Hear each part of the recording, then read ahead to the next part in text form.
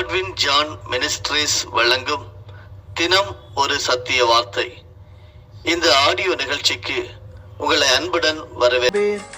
பிரியமானவர்களே, இயேசு கிறிஸ்துவின் திருநாமத்தினாலே வாழ்த்துக்கள்.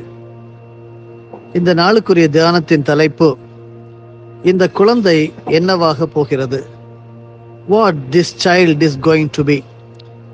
பரிசுத்த திருமறையின் ஆதார வசனம் லூக்கா 1:66. இந்த குழந்தை எப்படிப்பட்டதாக இருக்குமோ என்று சொல்லிக் கொண்டார்கள். இன்றைய தியான பகுதி லூக்கா 1 வசனங்கள் 57 முதல் 66 முடிய. எலிசபெத்துக்கு பிரசவ காலம் நிறைவேறின போது அவள் ஒரு புத்திரனை பெற்றாள். கர்த்தர் அவளிடத்தில் தம்முடைய இரக்கத்தை விளங்க பண்ணினார் என்று அவளுடைய அயலகத்தாரும் பந்து ஜனங்களும் கேள்விப்பட்டு அவளுடனே கூட சந்தோஷப்பட்டார்கள். 8ஆம் நாளிலே பிள்ளைக்கு விருத்த சேதனம் பண்ணும்படிக்கு அவர்கள் வந்து அதன் தகப்பனுடைய நாமத்தின்படி அதற்கு சகரியா என்று பெயரிட சொன்னார்கள். அப்பொழுது அதன் தாய், அப்படி அல்ல, அதற்கு யோவான் என்று பெயரிட வேண்டும் என்றாள். அதற்கு அவர்கள், உன் உறவின் முறையாரில் இந்த பெயருள்ளவன் ஒருவனும் இல்லையே என்று சொல்லி அதன் தகப்பனை நோக்கி, இதற்கு என்ன பெயரிட மனதாயிருக்கிறீர் என்று சைகையினால் கேட்டார்கள். அவன் எழுத்து பலகையை கேட்டு வாங்கி இவன் பெயர் யோவான் என்று எழுதினான். எல்லாரும் ஆச்சரியப்பட்டார்கள். உடனே அவனுடைய வாய் திறக்கப்பட்டு அவனுடைய நாவும் கட்டவிழ்க்கப்பட்டு தேவனை ஸ்தோத்தரித்து பேசினான். அதனால் அவர்களை சுற்றி வாசமாயிருந்த யாவருக்கும் பயம் உண்டாயிற்று. மேலும் யூதேயாவின் மலை நாடெங்கும் இந்த வர்த்தமானங்கள் எல்லாம் சொல்லிக் கொள்ளப்பட்டது. அவைகளை கேள்விப்பட்டவர்கள் எல்லாரும் தங்கள் மனதிலே அவைகளை வைத்துக்கொண்டு, இந்த பிள்ளை எப்படிப்பட்டதா இருக்குமோ என்றார்கள். கர்த்தருடைய கரம் அந்த பிள்ளையோடே இருந்தது. இந்த குழந்தை என்னவாக போகிறது? What this child is going to be. யோவான் ஸ்நானகருடைய பிறப்பில் பல அதிர்ச்சியும் ஆச்சரியமும் வெளிப்பட்டன. கருவுற இயலா நிலையில் இருந்த எலிசபெத் கருவுற்றது. திடீரென வாய்ப்பேச நிலையில் அவதிப்பட்ட அவரது கணவன் சக்கரியா பிள்ளையின் பெயரை பலகையில் எழுதியவுடன் வாயின் கட்டு அவிழ்க்கப்பட்டது போன்ற வியத்தக நிகழ்வுகளை கண்ணுற்ற மக்கள் அதிர்ச்சியில் உறைந்து போயினர். இந்த அதிர்ச்சியில் மக்கள் எழுப்பிய குரல்தான் இக்குழந்தை எப்படிப்பட்டதா இருக்குமோ என்பதாகும். குழந்தை செல்வங்கள் கடவுள் குடும்பங்களுக்கு அருளும் அருட்கொடையாகும். அவர்களை குறித்த மிகப்பெரிய திட்டத்தை ஆண்டவர் வைத்திருக்கிறார். ஒரு விதைக்குள் அடங்கியிருக்கும் பெரிய மரம் போல குழந்தைகளுக்குள் மிகப்பெரிய எதிர்காலம் அடங்கியிருக்கிறது என்பதை திருமறை தெளிவாய் எடுத்து ஏம்புகிறது. அவர்களுக்குள் இருக்கும் ஆற்றலை அடையாளம் கண்டு கொள்ளவும் அவைகளில் அவர்கள் வளரவும் வழி செய்ய வேண்டியது ஒவ்வொருவருடைய கடமையாகும். யோவான் என்னும் குழந்தையினிடத்தில் காணப்பட்ட சிறப்புகள் என்ன என்பதை இன்று சற்று தியானிப்போம். முதலாவதாக, உளம் ஒத்துப்போக செய்யும். லூக்கா 1:17 அதை நமக்கு கற்றுத்தருகிறது. பிறக்க போகும் குழந்தையை குறித்து முன்னுரைத்த தேவதூதர் கூறும் கூற்று என்னவென்றால், இவர் தந்தையரும் மக்களும் உளம் ஒத்துப்போக செய்வார் என்பதாகும். அதிலும் சிறப்பு என்னவென்றால், பெற்றோரின் உள்ளங்களை பிள்ளைகளிடத்தும் பிள்ளைகளின் உள்ளங்களை பெற்றோரிடத்தும் திருப்புமாறு செய்வார் என்கிறார். ஆனால் யோவானின் பிறப்பினோடாய் தந்தையரும் பிள்ளைகளும் உள்ளம் ஒத்துப்போக செய்வார். அப்படி என்றால் பிள்ளைகளிடமிருந்து கற்றுக்கொள்வதற்கும் அவர்களிடம் இருக்கும் நல்ல பண்புகளை பாராட்டி அவற்றை வாழ்வில் ஏற்றுக்கொள்வதற்கு ஆயத்தமாக வேண்டும்.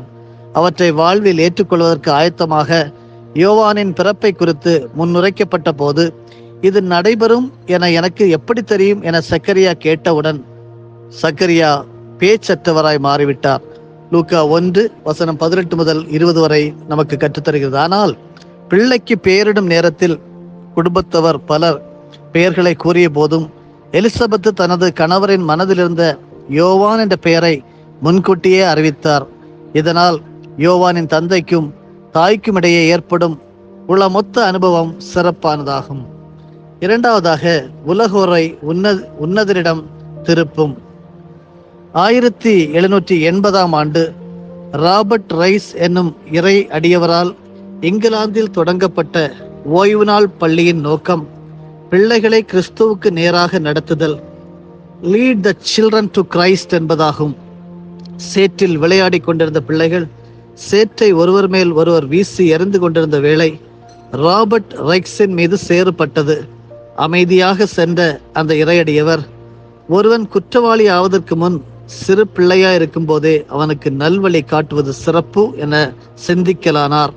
அதன் விளைவே இன்று நாம் நம்முடைய குழந்தைகளை அனுப்பக்கூடிய சண்டே ஸ்கூல், ஓய்வு நாள் பள்ளி என்பதாகும்.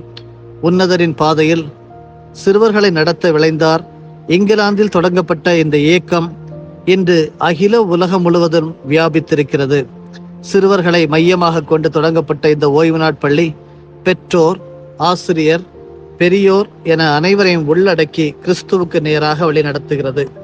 இன்று நாம் கற்கின்ற இடங்களிலும் கடமை ஆற்றுகின்ற இடங்களிலும் பலரை இயேசு கிறிஸ்துவின் அண்டை நடத்துகின்ற கருவிகளாக நீங்களும் நானும் செயல்பட அழைக்கப்படுகின்றோம்.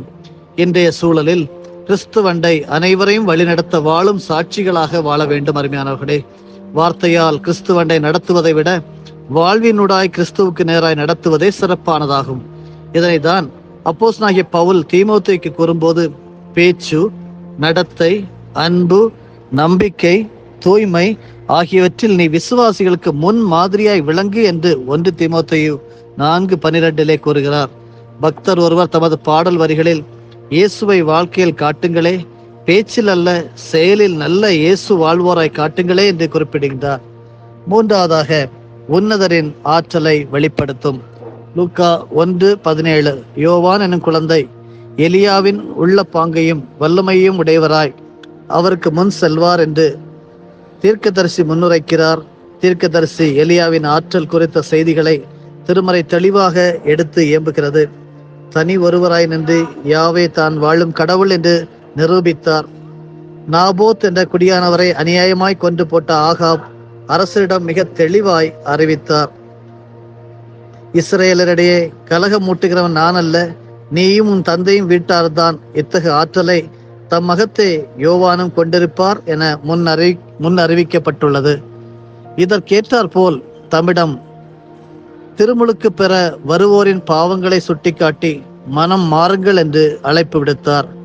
அநியாய வாழ்வுக்கு எதிராய், பதுக்குதலுக்கு எதிராய், கையூட்டு பெறுவதற்கு எதிராய் அவருடைய பணி இருந்தது. அருமையானவர்களே, அது மட்டுமல்லாமல் மரணம் வரினும் தனது பணியை உண்மையாய் யோவான் ஸ்நானகர் நிறைவேற்றினார்.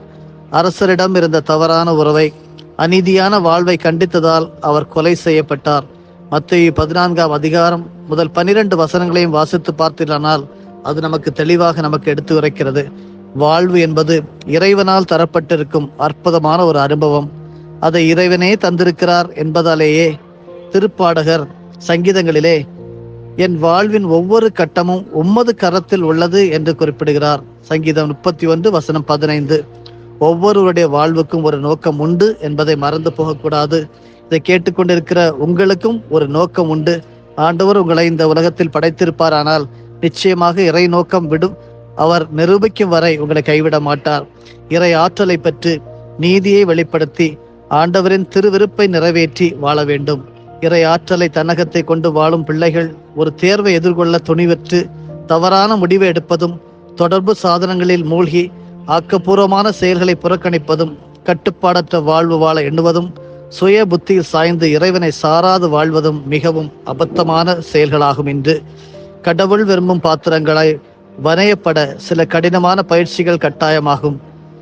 யோவான் ஸ்நானகன் ஆண்டவருடைய பணிக்காய் பக்குவப்படுத்தப்படும் போது அவரது குடியிருப்பு ஒரு பாலை நிலம், அவரது உணவு வெட்டுக்கிளி, காட்டுத்தேன், அவரது ஆடை ஒட்டக மயிர். மத்தேயு 3:4 இதனை நமக்கு கற்றுத்தருகிறது.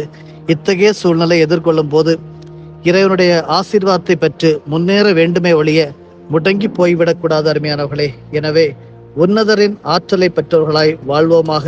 இந்த காலை வேளையிலே இந்த குழந்தை என்னவாக போகிறது என்று சொல்லி நீங்களும் உங்களுடைய குழந்தைகளை குறித்து ஒருவேளை கரிசனை உள்ளவர்களாக யோசித்துக் கொண்டிருக்கலாம். What this child is going to be. ஆண்டவர் யோவான் ஸ்நானகருக்கு குறித்த அந்த வாழ்க்கையை போல உங்களுக்கும் எனக்கும், உங்களுடைய பிள்ளைகளுக்கும் எங்களுடைய பிள்ளைகளுக்கும் நல்ல எதிர்காலத்தை வைத்திருக்கிறார்.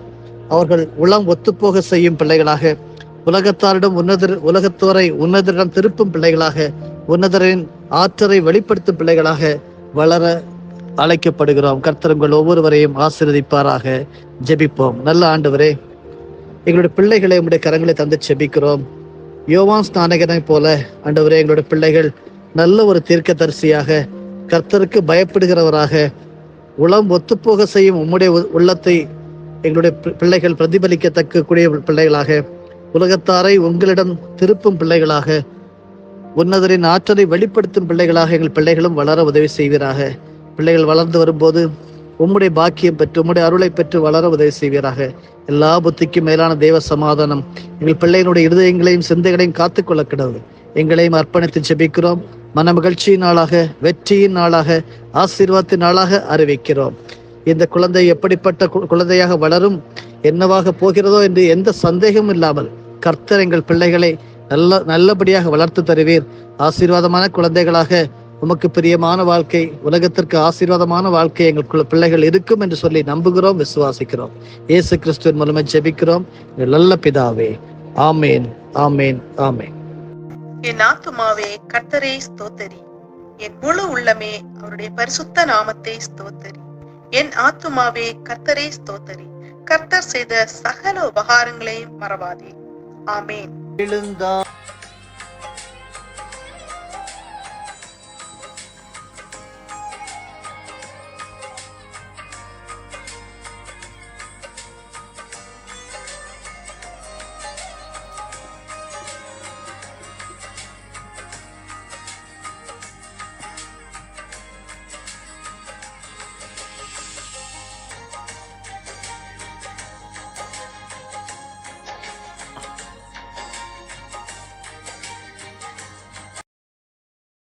நம்முடைய ஆண்டவராகிய இயேசு கிறிஸ்துவின் மூலமாக உங்களை நாங்கள் மனமாற ஆசீர்வதிக்கிறோம்.